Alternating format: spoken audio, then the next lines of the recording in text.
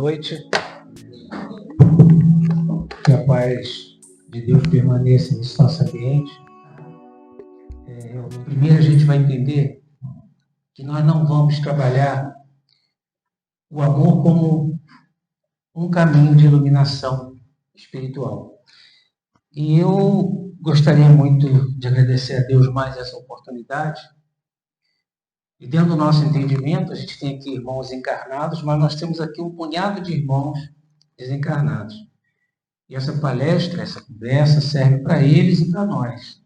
Muitos deles estão aqui porque eles vão encarnar, vão retornar. Então, normalmente são trazidas esses locais para eles irem se aprimorando, se assimilando. Eu já vou logo dar um aviso para eles, esses que estão se preparando para encarnar, cuidado com o que promete. A gente promete muito quando vai encarnar, e depois a gente chega aqui, a gente fica sofrendo. Agora, se nós compreendermos que o amor, como um caminho de iluminação espiritual, não é bem correto, o correto seria o amor como o caminho. Ou seja, a gente vai trazer para cá essa informação sobre amor e dizer que não existe um outro caminho senão o amor. Eu vou trazer várias informações aqui de espíritos renomados, espíritos que nós cremos, que estão trazendo a verdade do Cristo para a gente. Só que eu não vou falar isso sozinho. Eu sempre procuro alguém para me auxiliar, e na realidade eu que estou auxiliando. E essa palestra de hoje, falando desse amor, nós vamos trazer esse livro, uma mensagem desse livro, um livro Vivendo com Jesus, que o psicografou foi Divaldo, mas o espírito que traz para a gente essa mensagem é a Amélia Rodrigues.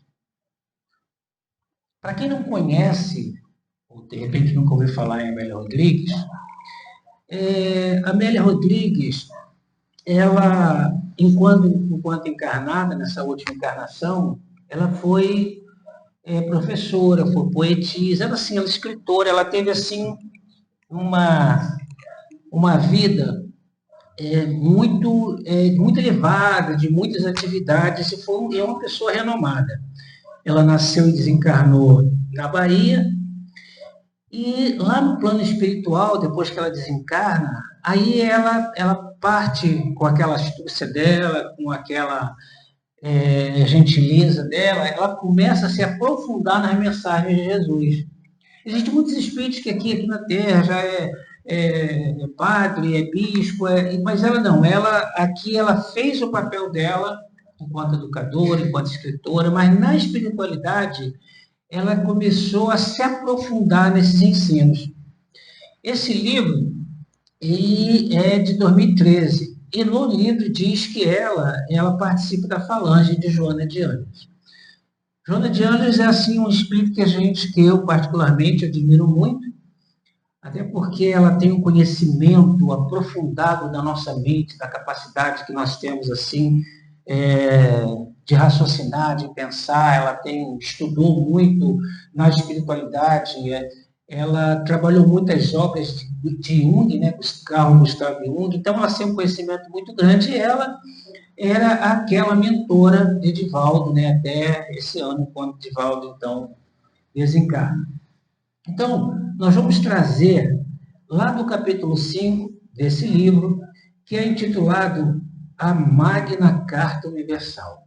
Então, através dessa carta, através disso que ela escreve, que ela fala desse amor, é que nós vamos, então, compreender.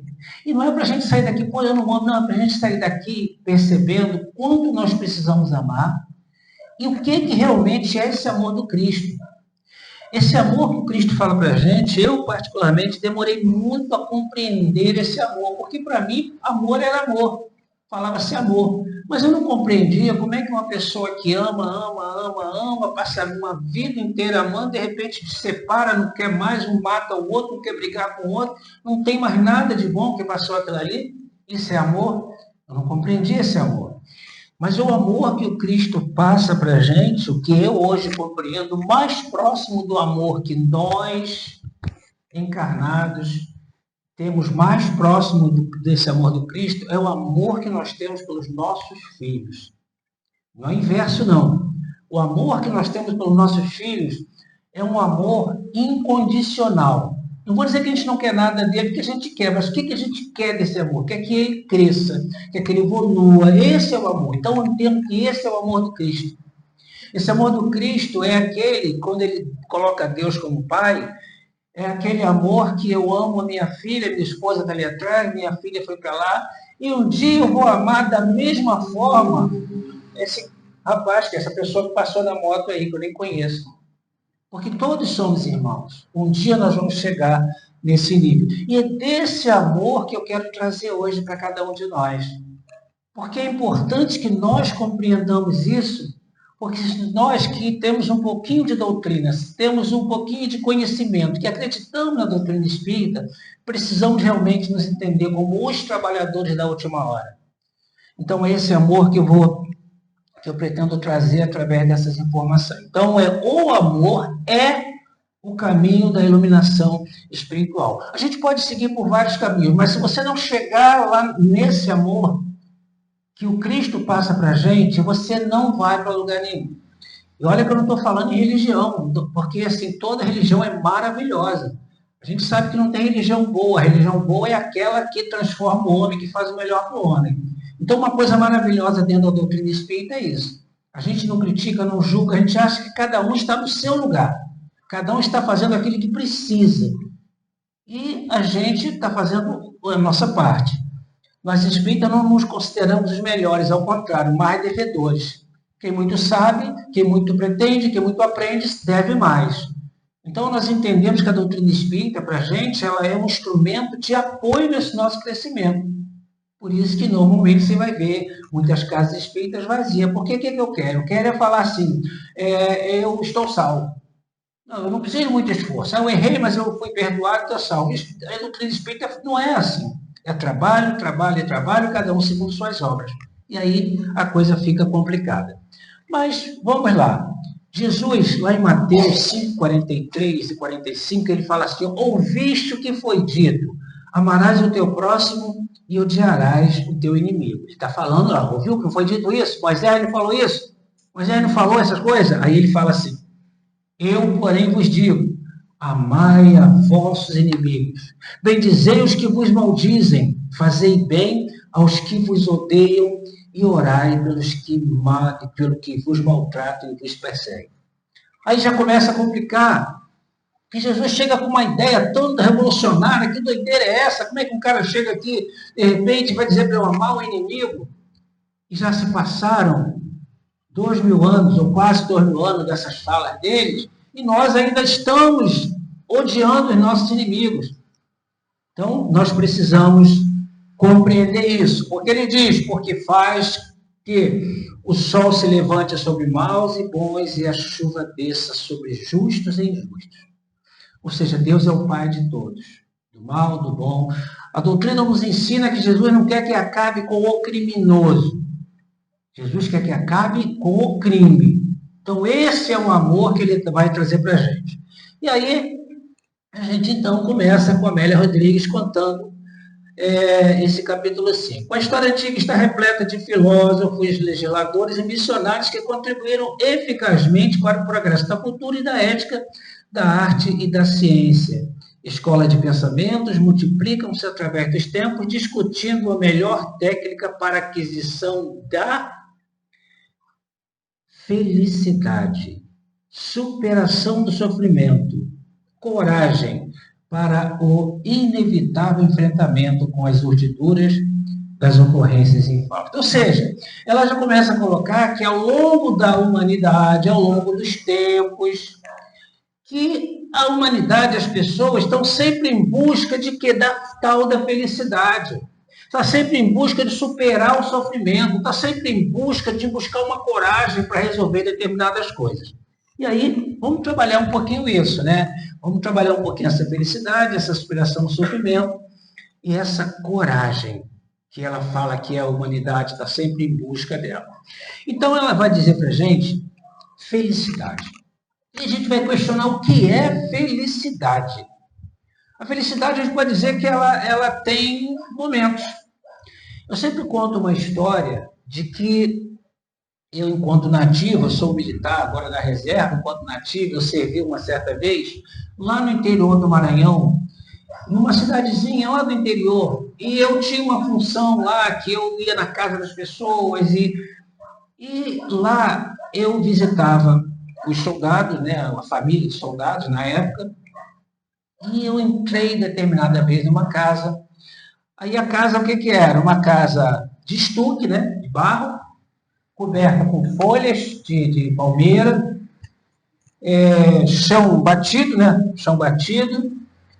Aí tinha umas redes penduradas, que durante o dia eles enrolavam a rede, um fogãozinho feito de barro no cantinho, e tinha o banheiro, né, que a casinha ficava lá atrás, mas tinha uma antena parabólica e tinha uma televisão. E as pessoas eram felizes. E eu entrando ali ficava, gente, a felicidade dele está aqui. E eu que, né, do Rio de Janeiro, a gente conhece shopping, conhece coisas, e a gente vai dizer que isso aqui é felicidade. Então a felicidade, o que é felicidade para cada um de nós? A gente tem que entender que a felicidade, ela não tem uma fórmula. E a gente fica buscando essa fórmula da felicidade. Por quê? Porque a gente busca nas coisas efêmeras. A gente busca nas coisas materiais. A gente não encontra a verdadeira felicidade, que é exatamente essa que o Cristo veio trazer para a gente, que só é através do amor a gente vai compreender isso. Felicidade não é deste mundo. Quem coloca isso? Está lá no Evangelho segundo o Espiritismo, tem um capítulo 5, Bem-aventurados aflitos, e na instrução dos Espíritos está lá, felicidade não é deste mundo. Quem fala isso para a gente é esse cardeal Morlotti, um dos espíritos que contribuíram na codificação da doutrina espírita.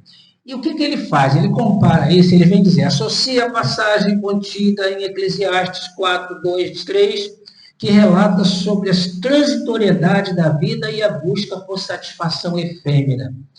E aí ele conclui dizendo assim, João 18:36, onde Jesus afirma que seu reino não é deste mundo. Então ele traz essa informação na codificação, mostrando para a gente que esse mundo, essas coisas aqui são transitórias. E Jesus afirmando, está lá em João, que fala isso, que realmente o reino não é, esse reino que ele coloca, não é deste mundo. Por quê? Porque não é deste mundo, porque não é desse mundo que nós estamos vivendo, cheio de atrocidade, cheio de maldade. Mas nós vamos chegar lá, dependendo de como nós vamos, então, caminhando. E aí ele fala, essas passagens sugerem que a verdadeira felicidade não se encontra em bens materiais e conquistas passageiras, mas sim em uma dimensão espiritual ou em um propósito mais elevado. E que propósito mais elevado é esse que ele se refere? Exatamente essa busca, isso que Jesus trouxe para a gente. A gente chama a doutrina espírita de terceira revelação, porque Moisés foi a primeira, quando ele chega e fala assim, ó, só existe um Deus. Um Deus. Ele bota isso, existe um Deus. E aí Jesus vem dizendo, só existe só um Deus, e esse Deus, ele é amor. Jesus vem trazer para a gente o amor. Essa que é a diferença, é difícil para nós, muitos de nós, compreendermos isso que é verdadeiramente esse amor. Aí falamos da felicidade e superação do sofrimento.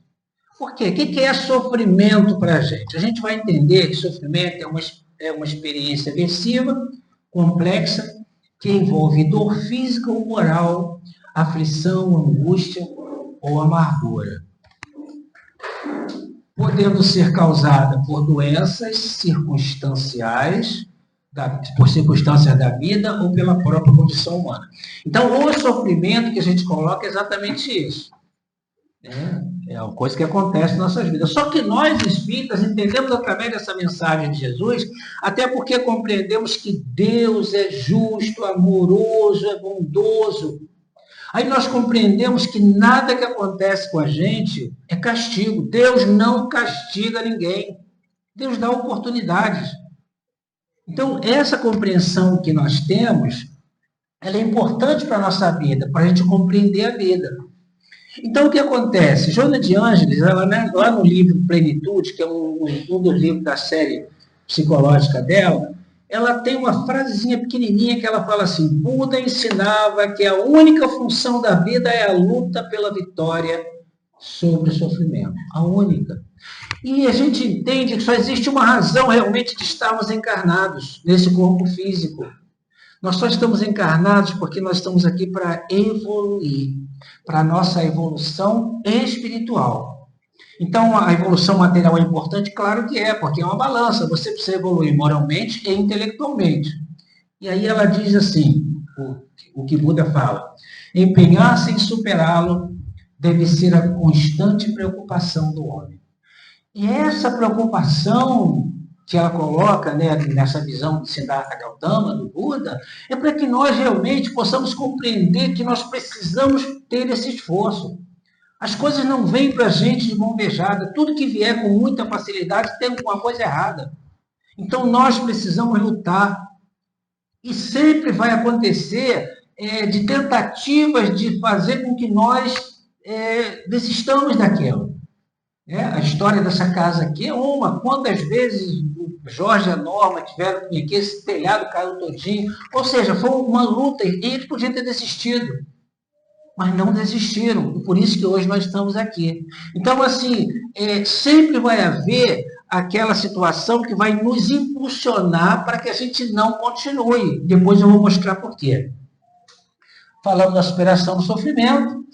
E essa coragem que a gente fica buscando? Que coragem é essa que a gente vive buscando o tempo todo? Embora muitos entendam coragem como intrepidez, ousadia e bravura, o cristão sabe, ou deveria saber, que a verdadeira coragem é de exemplificação do bem e do amor em quaisquer circunstâncias. A gente vai falar muito de amor nesse tempo que a gente vai falar aqui.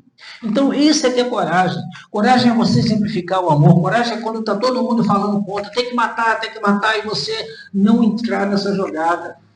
Você compreender isso. Nós somos muito isso, nós somos muito dessa maneira. Se o outro fala mata, a gente fala esfola.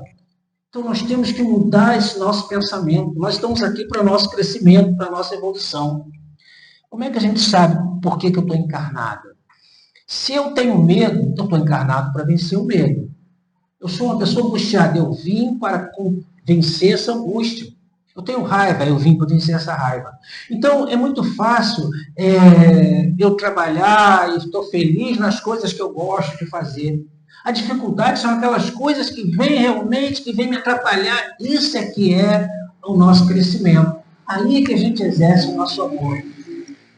Quando a gente assiste uma Olimpíada aí, né, que eu gosto muito das Olimpíadas, quando vem aquelas pessoas, aqueles atletas de ponta, como foi que ele chegou até ali? Será que ele foi dormindo cedo? Será que ele foi... Não, é muito esforço. Então, a vida exige da gente esforço. Exige de nós realmente isso. Então, quando parece que está tudo perdido, a gente precisa entender que Deus está nos testando para que a gente possa vencer e superar as nossas dificuldades. Aprendemos com Jesus que o mais corajoso não é o mais valente, mas aquele que mais ama, até mesmo aos seus adversários. Amar os adversários não significa que eu vou ficar dando beijinho no adversário, porque ele quer me machucar. Mas amar o adversário é compreender que ele, com aquela ideia dele, com aquele pensamento dele, é porque ele ainda está precisando de crescer. Ele ainda não tem esse entendimento. Se uma pessoa me xinga, se uma pessoa briga comigo e eu vou querer brigar com ela, significa que eu estou no mesmo nível dela ou pior que ela. Então, isso não é exercer o amor. E a gente precisa compreender isso. Então, quando a gente fala em coragem, Jesus fala também... Não é Jesus. Isso aqui é Marcos. Marcos estão na praia e eles veem um vulto, veem uma nuvem, e aí ele vê um homem vindo na água. E aí Marcos escreve: vendo o caminhar sobre o mar, julgaram que fosse um fantasma e começaram a gritar, pois todos o viram e ficaram apavorados. E aí Jesus chega na praia, né? Logo falou com eles dizendo: tende bom ânimo, confiança, coragem, sou eu, Não tenhas medo. E nós vivemos muito isso. Nós temos medo, nós temos coragem, nós não temos essa coragem de enfrentar. O período de pandemia aí foi uma coisa horrível. As pessoas, né, se trancavam. Aí tem o motorista, tem as pessoas que trabalham no hospital que tinham que sair. Nós vivemos o medo. As casas religiosas fecharam todos os lugares, ou seja, foi uma coisa de muito medo. Mas tem seu lado positivo, que foi para mostrar para a gente quanto nós somos pequenos e quanto nós precisamos desse nosso crescimento. Continua então Amélia. Teses audaciosas e complexas foram apresentadas em todos os tempos. Homens e mulheres notáveis procuraram ampliar os horizontes do mundo mediante exemplos no estoicismo e na beleza. Buscando, né? Quer melhorar aquela beleza eterna, as pessoas em busca disso, sem conseguirem apresentar uma forma universal que pudesse atender a todas as criaturas nas mais diversas épocas e oportunidades. Por quê? Porque é buscar uma coisa, procurar uma coisa onde ela não está. E aí a gente faz muito isso, a gente procura coisas que não estão ali e a gente quer satisfazer dessa maneira. O ódio, a vingança, a predominância da força, o revide e a rebeldia sempre foram os espólios das gerações transatas que passavam às sucessivas, tentando demonstrar que somente por meio do poder e do esforço, o indivíduo poderia realizar-se. Desse modo, encontrar a plenitude. E não é o que está acontecendo, não é o que a gente está vendo. Então, não é porque está acontecendo agora, não. Isso vem acontecendo de priscas eras. Gengis Khan já era mal pra caramba. Ou seja, tantas... Então, isso já acontecia. As pessoas querem dominar o outro através do ódio, através da vingança. Eu tenho que me vingar. A gente vê isso muito. As pessoas acham que, tipo assim, não, eu quero vingança. Pessoa maravilhosa. A gente quer essa vingança. Mas nós que compreendemos o Cristo, não deveríamos pedir vingança. Porque cada um segundo suas obras, não tem como as pessoas fugirem, o Espírito fugir do que ele faz. Se a gente fez o bem, vai receber o bem. Se a gente não fez o bem, a gente não vai receber esse bem. A gente acredita que a força é tudo. Essa força física, detonar o outro com a força, vamos revidar, fez para mim, eu vou, repito, eu dou um boi para não entrar numa briga, mas se eu entrar, eu dou uma boiada para não sair. Então, assim, a gente tem conceitos que não são conceitos do Cristo. E aí é muito difícil para mim compreender determinadas pessoas que se colocam como cristãs e tomarem atitudes completamente contrárias ao que o Cristo fala, ao que o Cristo mostra, ao que o Cristo demonstra para a gente. Porque a gente só vê essas situações. A gente vê muito as pessoas querendo, sabe, com raiva do outro. Então, assim, toda vez que nós temos ódio, nós temos raiva, a gente está machucando o nosso corpo, né, o nosso espírito. Quando o nosso corpo se machuca, quando o nosso corpo apresenta uma doença, é porque nós já estamos doentes. Então, o nosso corpo físico é só esse instrumento que a gente utiliza, esse veículo que a gente utiliza aqui. Não existe nada que acontece em nossas vidas que não tenha uma razão de ser. Quando a gente perde a confiança em Deus, a gente perdeu tudo. E normalmente a gente faz isso, a gente está maravilhado, a gente vem na casa espírita, a gente faz isso, a gente ajuda, mas quando a coisa aperta, quando alguém desencarna, quando alguém fica doente, quando a situação, pronto, meu Deus, porque a gente já acusa Deus. Porque quando eu estou falando isso, eu estou dizendo assim, eu não mereço isso, Deus, por que está acontecendo comigo? Mas a gente merece. Quando nós estamos hoje apanhando, é porque nós já estamos com a mão cansada de tanto bater. Essa é a coisa maravilhosa de compreendermos a reencarnação. Então, nós temos que mudar esse nosso pensamento. No período de mudança, o que acontece, o que antecede geralmente na regeneração da humanidade, então, assim, cada vez que acontece uma situação nova, existe um dilúvio, existe alguma coisa antes. E aí a gente vai ver Jesus. Ele vai lá em Mateus 24, 11 e 12, ele diz assim, surgirão muitos falsos profetas e enganarão a muitos. e por se multiplicarem a iniquidade, o amor de muitos se esfriará. Está difícil isso? Eu tenho visto aqui, depois da pandemia, principalmente, vou falar de doutrina espírita, palestrantes que eu achava maravilhosos, pessoas que trabalhavam na casa espírita, de repente a pessoa muda, não quero mais, não sei mais, não, porque não compreenderam a doutrina espírita. Eu não entendo uma pessoa que compreende a doutrina espírita, por isso que tem que estudar, e fala, não, agora eu não sou mais espírita, não vou falar outras religiões, mas porque eu não compreendeu a doutrina espírita. E aí a gente vai ver Kardec lá na Gênesis, capítulo 18, no item 1, e ele vai falar assim, são chegados os tempos, dizem-nos de todas as partes, marcados por Deus, em que grandes acontecimentos se vão dar para a regeneração da humanidade. Os tempos estão chegados. Lá no item 6, ele fala, nestes tempos, porém, não se trata de uma mudança parcial, de uma renovação limitada a certa região, ou a um povo, a uma raça. Trata-se de um movimento universal, a operar-se no sentido do progresso moral. E a gente está vendo isso. Não é aqui em Saquarema, não é no Rio de Janeiro, não é no Brasil, é no nosso globo. Essa mudança. E essa mudança não é evolução material. A evolução material está aí, todo mundo está vendo.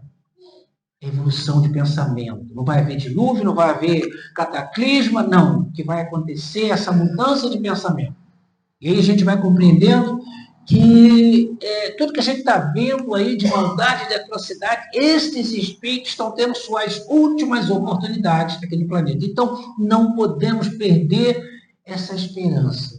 Não podemos perder essa confiança em Deus. Não podemos perder esse amor que Jesus veio trazer para a gente. Nada obstante, os fatos sempre demonstraram o equívoco lamentável desse comportamento insano. Equivocado. Então, ela vem dizer para a gente que isso foi equivocado. As pessoas que pensam dessa maneira e não compreendem realmente o amor de Deus. E as consequências inditosas da sua aplicação e vivência. Veio Jesus e apresentou a chave da harmonia,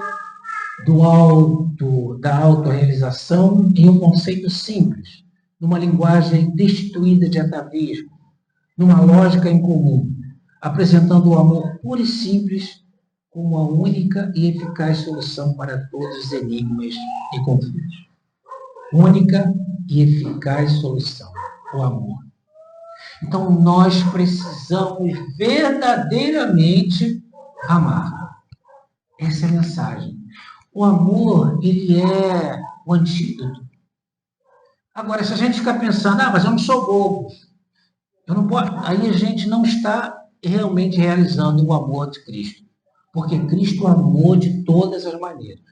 Ele ensinou e exemplificou e vivenciou esse amor que a gente deveria, pelo menos, pegar um pedacinho de carona, né? O vencedor sempre era aquele indivíduo que esmagava, que erguia estátuas à sua grandeza sobre o cadáver dos vencidos, fazendo silêncio para que a estupidez fosse coroada de louros e assinalasse a sua época. Ainda está acontecendo dessa maneira ainda, né? A partir de Jesus, o vencedor é aquele que supera a sua inferioridade moral, que se pequena para que outros cresçam e se desenvolvam. Então, assim, o que é esse amor que ele fala? Esse amor, não, esse negócio de eu estou sendo bobo, estou sendo passado para trás. Não, não é dessa maneira. É o que eu estou falando. O que eu quero de um filho? Tem um filho, às vezes, ele é aquele danado, faz errado, a gente não ama, a gente não vai lá, ele cai no buraco, a gente vai lá e busca, a gente não quer o amor dele o tempo todo. É esse amor que Jesus fala para a gente. Para tanto, outro método não existe além e fora do amor. O amor procede do hausto divino, sendo a força dinâmica, encarregada de manter a harmonia em toda parte. É o amor. É o amor. Então a gente vê que é o amor. Mas esse amor do Cristo, não é o amor sexual, não é o amor filial, não é o amor pela natureza, é o amor, esse amor que o Cristo fala, é um amor puro. Um dia a gente vai conseguir sentir esse amor.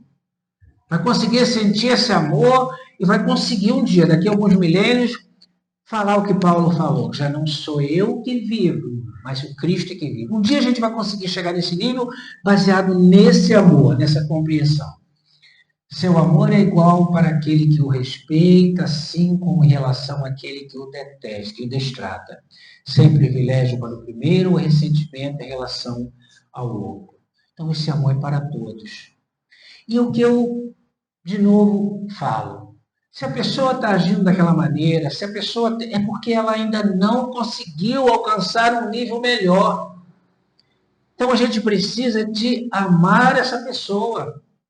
O Cristo disse, quem precisa de médico é o doente. Então, essa pessoa está doente. E aí eu tenho que adoecer junto com ela? Não, eu tenho que amar muito essa pessoa. Jesus não curava quem estava são. Jesus curava os que estavam necessitados. E os que admitiam. E os que diziam para ele também. Ele não chegava e te curava. Ele chegava e perguntava, o que tu quer? E aí a pessoa falava, mas Jesus não era bobo. Ele estava vendo que a pessoa estava aleijada, que a pessoa estava doente, mas ele sabia, mas a pessoa tinha que desejar. Então nós temos que desejar. Se a gente não desejar, o que acontece? Se acabar o teu desejo, eu falo sempre que a gente não desencarna quando o coração para de bater ou quando o cérebro deixa de receber oxigênio. A gente desencarna quando para de sonhar. A gente morre quando a gente deixa de desejar. Então vamos desejar. Eu desejo. Eu quero chegar na espiritualidade e falar assim, puxa, aquele planejamento não consegui cumprir. Porque eu quero desejar. E a gente precisa disso. Eu preciso desejar crescer, eu preciso desejar... Não existe idade física para isso. É claro que existe as limitações do nosso corpo, são naturais. Tem coisa que eu já não posso fazer. Mas a gente tem que desejar. A gente precisa orar pelo nosso próximo. Coisa maravilhosa está acontecendo agora, no final dessa guerra. Né? E a gente tem que levar o pensamento para ver se acontece em outros locais, com outras guerras. Porque o final realmente está próximo. Não o final vai acontecer, vai acabar, não. O final, porque esses espíritos maldosos não vão mais retornar a encarnar aqui no nosso planeta. O amor é equânime e justo, simples e nobre, jamais se ensoberbecendo ou magoando-se, seja como for que se expresse. Não se magoa por quê? Porque não foi ferido. Depois que Mahatma Gandhi sofreu o primeiro atentado a tiro, e aí um repórter pergunta para ele, ô Mahatma, você perdoa essa pessoa, perdoa esse inimigo? E Mahatma falou, não. Como não? O repórter fica assustado. Ele não me ofendeu. Ele não me ofendeu. Ele fez o que ele podia fazer, o que ele era. Então, olha só que grandeza de Gandhi. Um dia nós vamos conseguir entender isso. Em vez de ficar pedindo justiça, justiça, justiça, vamos compreender que Deus é muito sábio e que nós precisamos saber aproveitar essa nossa atual encarnação. Por que odiar o inimigo? Se ele perdeu o endereço de si mesmo, sendo um necessitado, alguém que está enfermo da alma, está doente. Ele precisa do amparo, ele precisa do nosso amor. Então, nesse momento, eu penso assim, se algum de vocês, eu sempre procuro fazer isso, dar esse alerta, se algum de vocês aqui encarnados ou desencarnado, tiver ódio de alguém, tiver com raiva de alguém, tiver com ressentimento de alguém, gente, vai lá. Vai e pede perdão. Reconcilia-te com teu inimigo enquanto estás a caminho com ele, disse Jesus. A gente precisa disso. Ah, mas foi ele que errou comigo. Não interessa. Eu peço perdão, eu sinto com o meu coração livre. Se ele acreditar, se ele pedir, se ele agradecer, se ele também concordar, bom para ele, bom para mim. Se ele não fizer, eu estou tirando esse peso de mim. Porque às vezes as pessoas cometem um ato desse com raiva, e o nosso corpo ele é reflexo, nosso corpo ele é espelho. Quando a gente fica com raiva, a gente fica negativo, a gente fica, sabe, tudo fica ruim dentro das nossas vidas. Então, quando nós tiramos esse peso, a gente se sente melhor. Precisamos fazer isso. E às vezes a gente vai encarnar 1, 2, 3, 10 vezes passando por aquela dificuldade, porque eu não perdoo. Se você não perdoa, você vai sofrer. Né? Tem uma musiquinha que eu lembro, lá nos meus tempos de uma cidade, lá nos 1900 e alguma coisa, que falava assim, fica sempre um pouco de perfume nas mãos que oferecem rosas. tem perfume. Generosas. Mas se você oferecer o fel, vai ficar também. Nós somos os primeiros a sofrer quando a gente tem ódio, raiva do outro, então vença isso.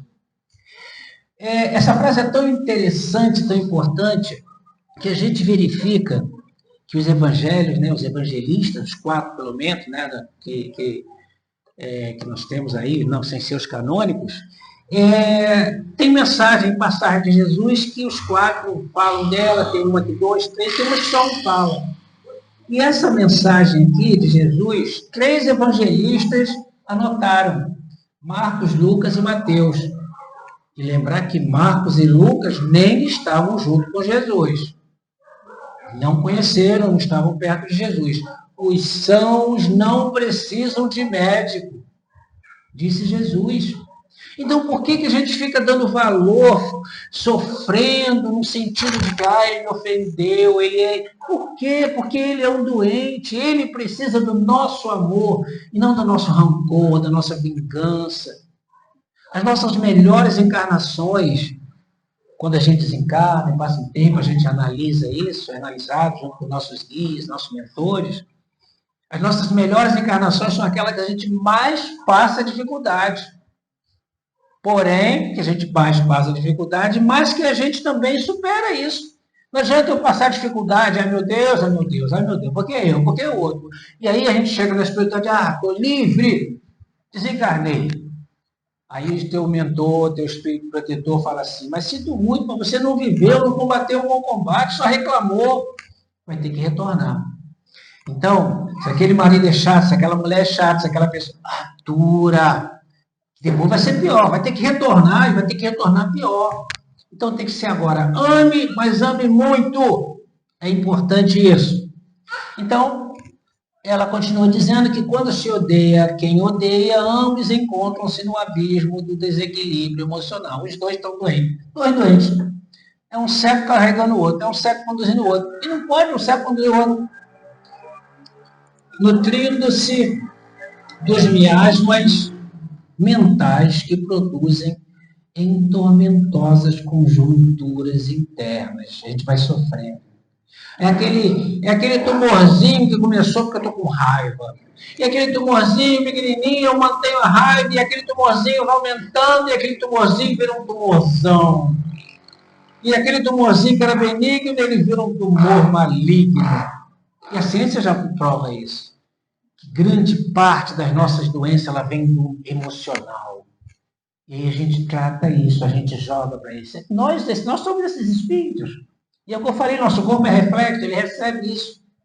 E nós precisamos cuidar disso, né? Graças a Deus que a medicina hoje tem muitos médicos que já vão para uma operação, vão fazer uma cirurgia e pegam o Dr. Bezerra de Menezes. Muitos médicos já fazem isso. Já entrei em consultório de médico, está lá a foto do Dr. Bezerra, irmã Sheila, de Dr. Fritz, já vi. Então, assim, está mudando a coisa está melhorando, a gente vai percebendo isso. Continua, Amélia.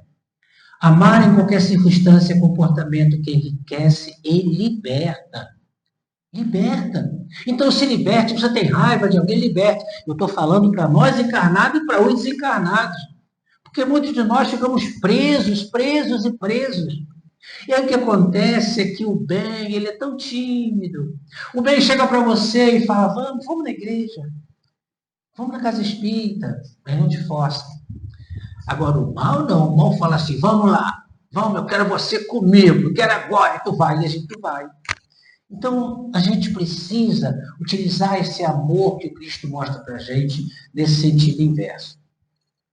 Todo aquele que ama é livre e feliz, semeando luz e esperança onde se encontra, por onde passa, porque exterioriza ternura e emoção elevada que a todos contagia. Quando a gente vive esse amor, a gente consegue chegar num local escuro e ver claridade. Você consegue estar conversando com um amigo, esse amigo está rindo e você perceber que alguma coisa não está muito legal com ele. Você perceber que esse sorriso dele é um sorriso para fora, mas você, quando está nesse ambiente de amor, você consegue perceber que alguém sopra para você, que você precisa ir lá e falar, meu amigo, dá um abraço nele. Mas você precisa estar nesse sentido. Você precisa estar com essa emoção, com esse amor dentro de você. Mas o que acontece não é isso. A gente deixa influenciar pelas coisas negativas. Então nós precisamos realmente ser um seguidor do Cristo. E ser um seguidor do Cristo não é colocar um livro dos Espíritos embaixo do braço. Estou indo, não é isso. É agir como Cristo nos ensinou. Eu já consigo agir como Cristo? Não. Eu não sou uma Madre Teresa, não consigo de forma nenhuma. É isso.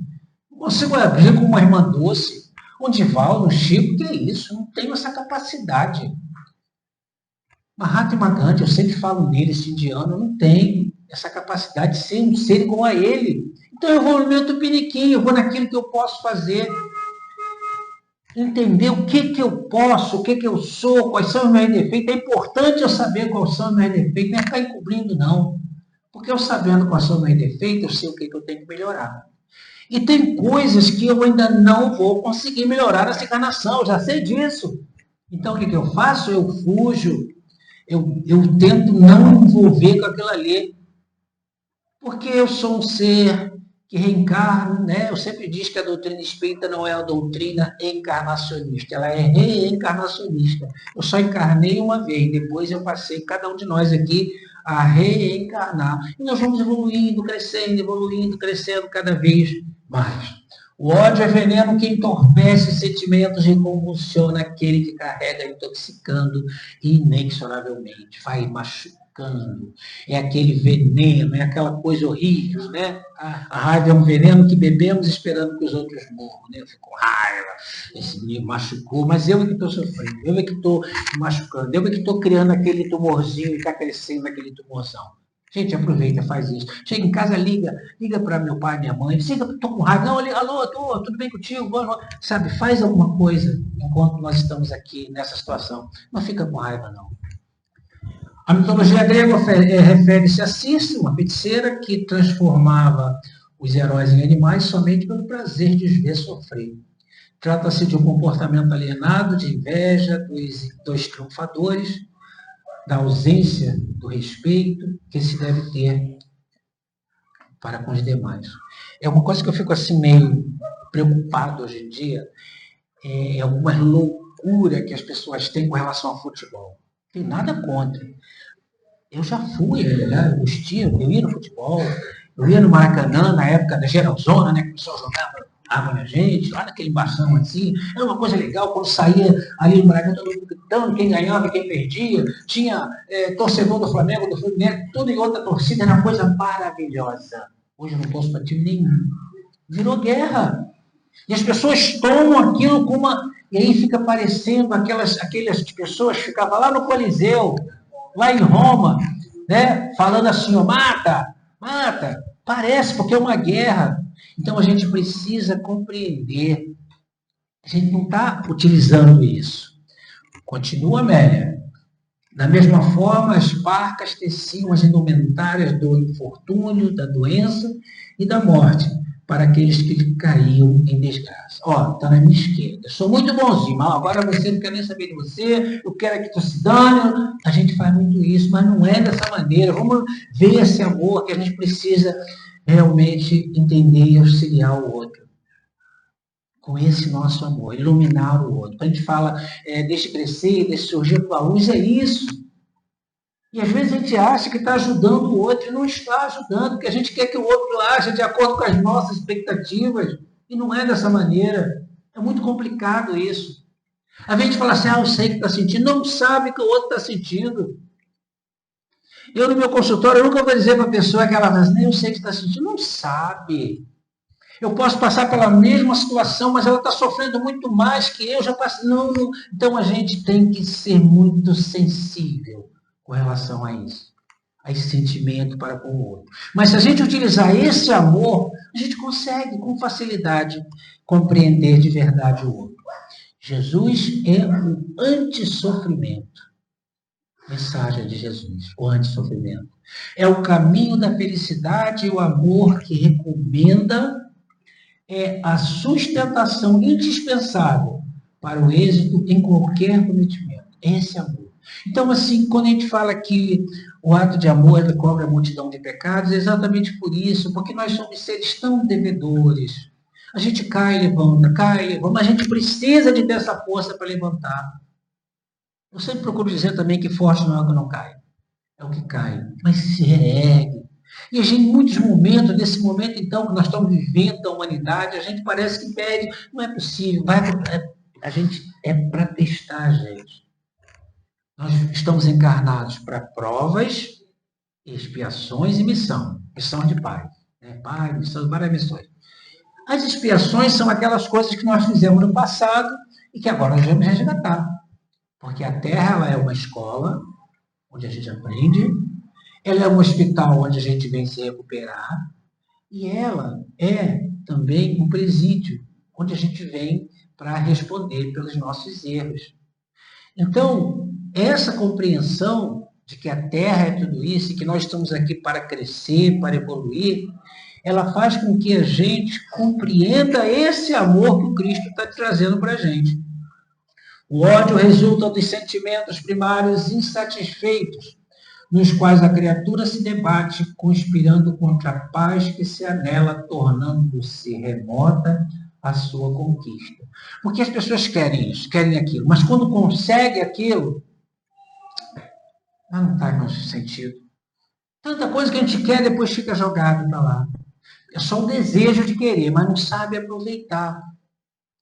Nós, do Ocidente, olhamos uma florzinha, nossa, que flor bonita. Ai, que flor bonita. Isso é o Ocidente. O Oriente faz o quê? Ele vê a florzinha, ele... Que linda flor. E vai. E nós fazemos isso, nós destruímos as coisas, as pessoas, os sonhos das pessoas, porque nós não amamos verdadeiramente. O amor, no entanto, é o estímulo que nutre a vida e favorece com a energia e encantamento para prosseguir indefinidamente. O amor vai vencer sempre. Do ponto de vista egóico, o amor aos inimigos parece uma loucura. Como é que eu vou amar um inimigo? Enquanto que a loucura é o ódio em qualquer expressão em que se apresente. Isso é loucura, ódio. Olha só, sempre colocando para a gente. Então, a Amélia Rodrigues vem dar uma lição para a gente nessa carta e que a gente precisaria observar.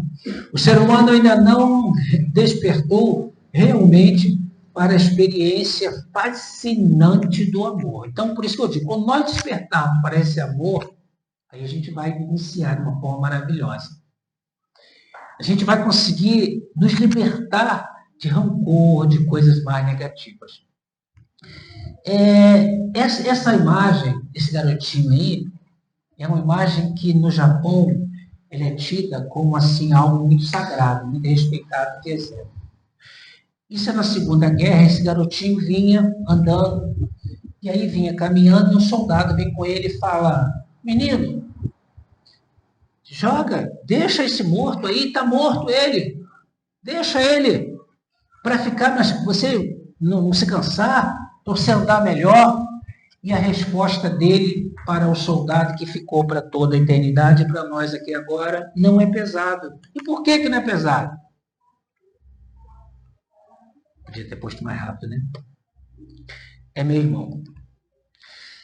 Não é pesado, é meu irmão. Então, quando a gente faz, sabe, o pior que seja a tarefa, mas quando a gente faz com esse amor, é leve. É leve. E é esse amor que eu via naqueles primeiros cristãos. É esse amor que eu vi em Joana de Cusa, quando na fogueira e o soldado fala para ela, esse teu Cristo só te ensinou a morrer. E ela fala, não, também ensinou a te amar. É esse amor que eu vejo quando Paulo cai e fala, quem é você? Eu falo, eu sou Jesus a quem tu persegue. E Paulo para e fala, o que queres que eu faça? Esse amor que eu vejo quando está lá Levi sentado, cobrador de impostos, e Jesus fala, Levi, me acompanha. E Levi, que é Mateus, vai e segue. Isso é amor. É aquele amor de Pedro, naquele momento em que, quando Jesus havia dito para ele, lá na última ceia, que ele negaria ele 3 vezes, e ele se esconde com medo, e alguém pergunta para ele, não, e quando ele percebe que ele negou 3 vezes, e o galo canta, ele cai em choro. E a partir daí, Pedro passa a ser esta pedra que Cristo falou, esse fundador da Igreja Católica, como se coloca, esse homem de luz, esse homem que lutou até o final.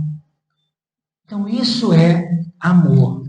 E aí, esse exemplo aqui não é pesado, ele é meu irmão.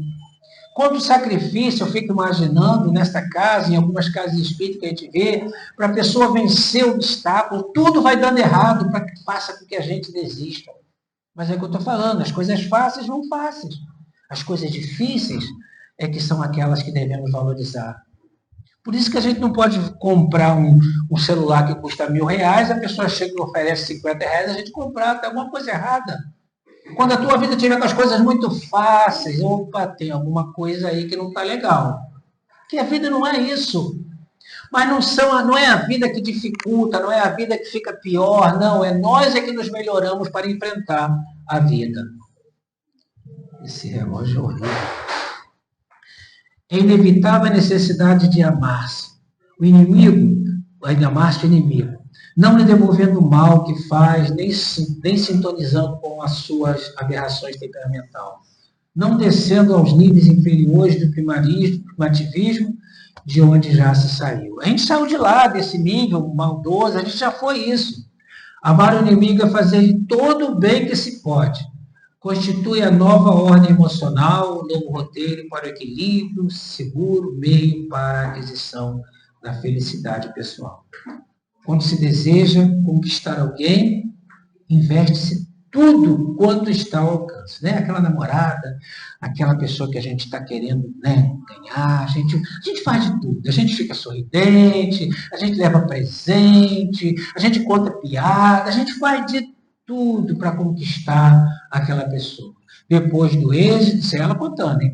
Depois do êxito de haver-se alcançado o desejado, descuida-se do preservado, o sentimento, de preservar o sentimento, de sustentar a afetividade com a gentileza, acreditando-se erradamente que já se conseguiu o que não se queria. Mas aí ela complementa para a gente, porque facilmente se perde o que não se mantinha. Aí a gente via, né, no início, namoradinho, mãozinha dada, abraçada, aí passa um ano, já está lá, outro aqui. Hoje em dia é difícil você ver um casal abraçado, dando as mãos. É preciso isso. É necessário manter isso. Nós precisamos demonstrar esse amor. Não é esperar que o outro nos faça, não, porque um grande problema nosso é a gente acreditar que a nossa felicidade vem do outro. O outro vai me fazer feliz. Se lascou. Não é assim que funciona. Eu é que tenho que proporcionar essa felicidade para o outro. Esse é o amor. Aí quando os dois, o casal faz isso, fechou. Mas não é assim, um fica esperando que o outro faça, que o outro o ame. O amor próprio, filho dileto da presunção e do egoísmo, cria barreiras impeditivas onde somente deveria haver pontes que facilitassem o trajeto. E a solidão, a amargura, tornam-se companheiras do aflito, conflitado pela insensatez. Joana de Ângeles diz que quem é solidário jamais será solitário. E uma das coisas que a gente vê muito, as pessoas solitárias, muito triste. As pessoas que são jogadas em asilos e ninguém nem vai ver. É muito triste a gente passar uma vida trabalhando e depois a gente se vê solitário. Mas é porque não amamos o suficiente. É normal viver-se armado contra todos e tudo, quando se deveria viver amando para também ser amado. No que diz respeito ao inimigo, é justo ter-se em conta que ele odeia o outro, porque o não conhece. Não se permite a consciência do quanto está perdendo em bem-estar e alegria. Então, enquanto a pessoa não percebe isso, quem trabalha em reunião mediúnica percebe isso. Às vezes o espírito está ali e não, sabe, ele não aceita, ele continua com ódio, ele continua com raiva, ele não aceita. Enquanto ele não aceita, o que aconteceu com o André Luiz, né? Enquanto ele não abriu os olhos e pediu proteção, pediu a Deus, porque ele não falava em Deus, ele não foi socorrido. Está acabando, minha gente. A sensibilidade do amor é tão grande e significativa que nem a si mesmo, na maioria das vezes, a criatura ama. Não se ama. Na maioria das vezes, a criatura ama fugindo emocionalmente da autoanálise, que a leva a encontrar-se carente, emulando ao esforço pela autoafeição. É a pessoa que não se ama. E Jesus falou que ame o teu próximo, mas como a ti mesmo. Se eu não tenho amor no meu coração, como é que eu vou amar o outro? E a gente está vivendo muito, realmente, essa situação. Conseguindo essa etapa, facilmente amará o seu próximo e logo depois aqueles que o odeiam. Quando a gente consegue isso, a gente vai conseguindo perceber a beleza da vida. Quando Jesus, no inesquecível Sermão da Montanha, propôs o poema do amor aos inimigos, dilatou os horizontes da afetividade, dando-lhe um caráter universal. Por que então se odiaria outro que enfermou, que está doente, quando todos passam pelo mesmo fenômeno de distúrbios emocionais, de transtorno de comportamento? Nosso telhado também é de vida. Jesus propôs o amor aos inimigos, fazer todo o bem que esteja ao alcance e revolucionou o pensamento dos tempos futuros. A semelhança, pois, do Pai, do sol, da chuva, da seca, do calor e do frio, que a todos atinge, o amor deve ser incondicional, generalizado e permanente. Amai e orai pelos inimigos, é a recomendação incontestável. O recurso é esse, o resultado é o bem sem fim. Por isso, falo para todos, agradecendo já que o amor, com certeza, é o caminho da iluminação espiritual. Não podemos esquecer disso. Não podemos sair daqui hoje e acreditar que é mais uma palestra. Foi mais ou menos um negocinho lá. Temos que sair daqui com essa compreensão de que realmente precisamos avaliar o que nós estamos fazendo, como é que nós estamos realmente amando. Nossa gratidão, agradecemos a Deus e a todos vocês por essas oportunidades.